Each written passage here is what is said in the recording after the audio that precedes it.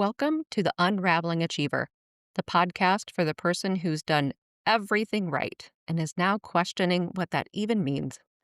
I'm Angela McKay, former SVP of HR turned intuitive career coach and soul reading practitioner. I help accomplished folks like you to stop defaulting to what looks good and start building what feels true, because you don't have to turn your life upside down.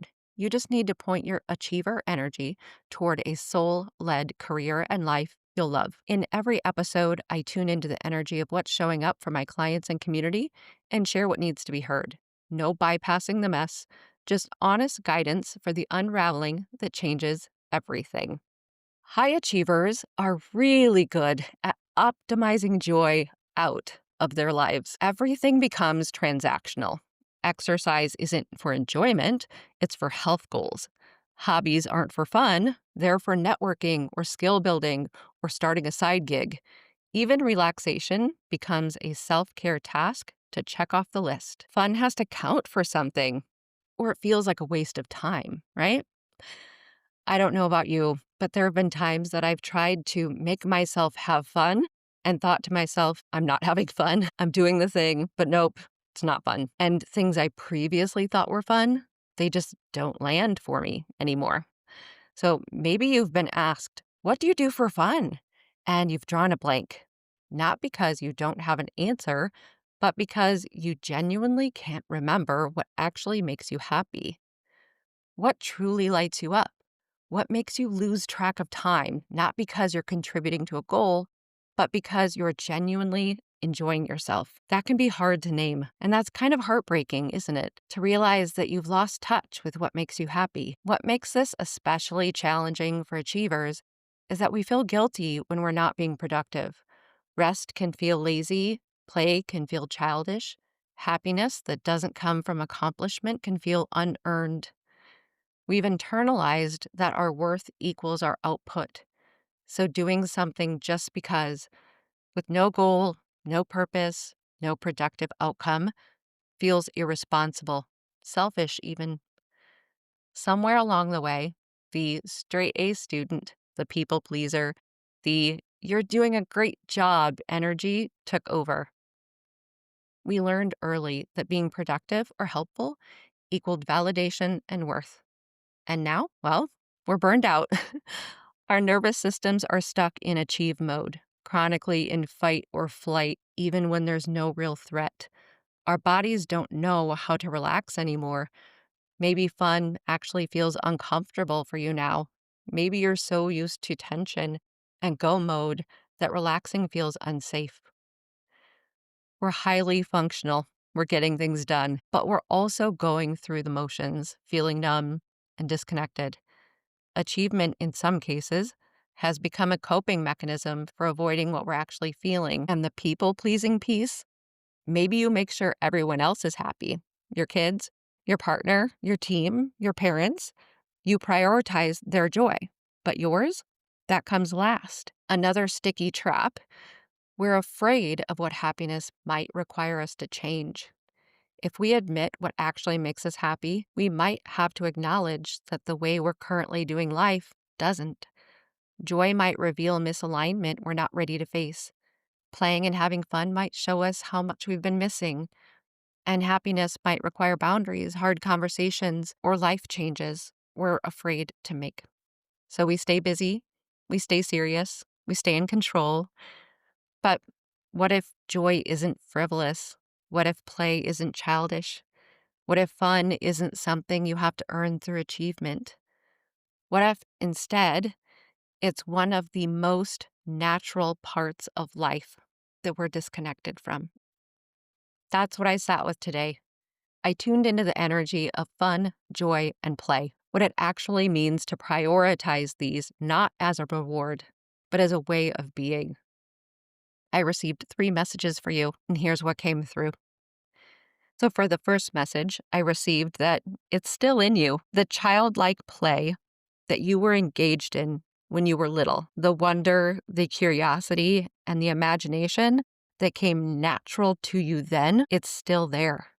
It's just dim and buried. So there's a different way of looking at life when we're a child. And then there's a lot that we go through and we end up looking at life like an adult. But the way that we looked at life as a child, there are certain ways that are still completely natural to you now. That wonder, that curiosity, that imagination, it's all still there regardless of where we are in our life stage. It's just that everything's kind of piled up on top of it. It's buried and it's dim. So for this message, I'm receiving an insight for you to just follow your curiosity. What are you curious about? Anything that you think of when I ask that question of what are you curious about, just let yourself start to explore that. And then how can you involve others in that curiosity? So, if there's something that I'm curious about, maybe it's going to see some sort of rock formation. I don't know. I'm just making stuff up now. And I decide to bring my son along with me to go see this rock formation. So now it's not only me being curious about it, but I've got like someone going with me to explore it as well. So it kind of just ups the energy of that curiosity. It's something so simple, but it takes me out of my day to day. It takes me out of my routine, and I'm uplifting my energy by having someone else come along with me that wants to see this too, who's curious about it. The point of following this curiosity is that you're doing it not for purpose, just for wonder and discovery. That's it. We don't want to attach it to anything, just wonder and discovery. Message number 2, don't expect too much of fun. Don't put your expectations on it. Instead, just be present in it, not before it, not after it. And what I mean by that is as you're engaging in the moment, don't be thinking about what you were doing before you came to it. Don't be thinking about what you're going to be doing after it. Don't be thinking about anything else that you could be doing other than it. Just allow yourself to be present in that moment, just where you are, without worry. There are a lot of expectations that humans place on themselves and on others and on things. It's like we almost make a game of creating expectations, which isn't a very fun game at all. So if we can turn our attention to creating a game that is actually fun, remember that we are all writing this story of life.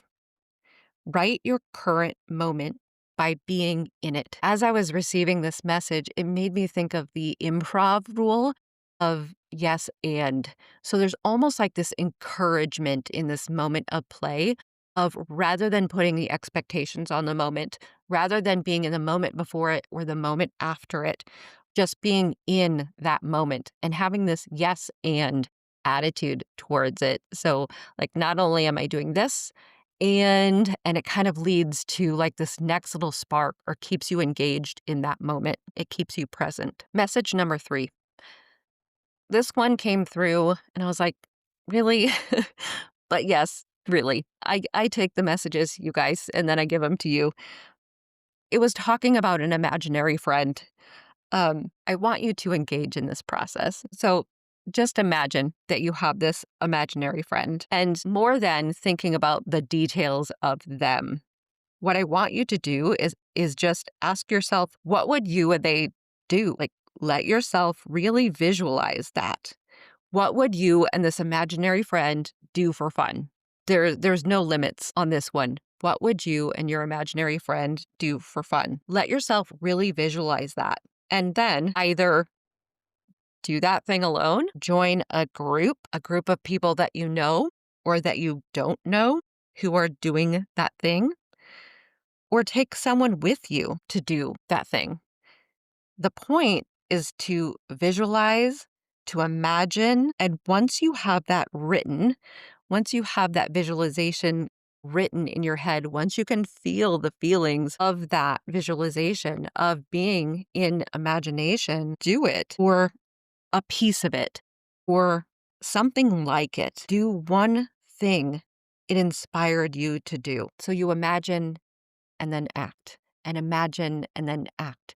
So it's just this really creative process of taking yourself out of your day to day and imagining what it would be like to have fun with this imaginary friend and then pulling a piece of that visualization into your life. Like I said, it felt silly when I got it. It was imaginary friend, but it's really just a tool to get you out of the constant cycle that you're in or the routine of what it is you do day in and day out, those elements that kind of buried or dimmed that childlike wonder and curiosity and imagination that still lives within you. A big theme through these messages really was just encouraging imagination. It's still there. It's still lit. We just want to kind of fan that flame and allow it to grow. So to recap those messages, it started off by saying that it's still there. So that childlike wonder, curiosity, and imagination, it's still there. And the way that you can spark it just a little bit more is to follow your curiosity. Follow what you're curious about. Involve others. And remember, it's not for purpose. It's just for wonder and discovery. Let go of it having some sort of something that it needs to serve. It doesn't. It's just serving you by allowing this fun and joy and play to be sparked in you again. Then there was the don't expect too much of it. Don't put your expectations on it. Don't play the game of expectations with your moment of fun. Just be present in it and take that yes and approach to being in your moment of fun. And then we have our imaginary friend and the adventures we're going to go on with our imaginary friend so that we can then pull some of that magic into our current life, either by engaging in those things or engaging in things that are like that, something that allows you to feel like that. It's like you're sparking fun as an adult because you've just disconnected from what that means for you now in this season of life versus what it might have been in another season of life. We're just sparking it again. We're doing something that encourages imagination. All right, my friends, that is the energy of fun, joy, and play. That's what it has to say for my productive high achievers. If what you heard today resonated, I'd love to support you in going deeper. Soul Reading is a 75-minute one-on-one session where I open your Akashic records and help you reconnect with what your soul already knows about your path, your purpose, and what's next. You can learn more and book at angelamckllc.com/soul-reading. And if this episode landed for you, subscribe or follow so you don't miss what's coming next. New episodes drop every Wednesday. Thanks for being here. And until next time, take care.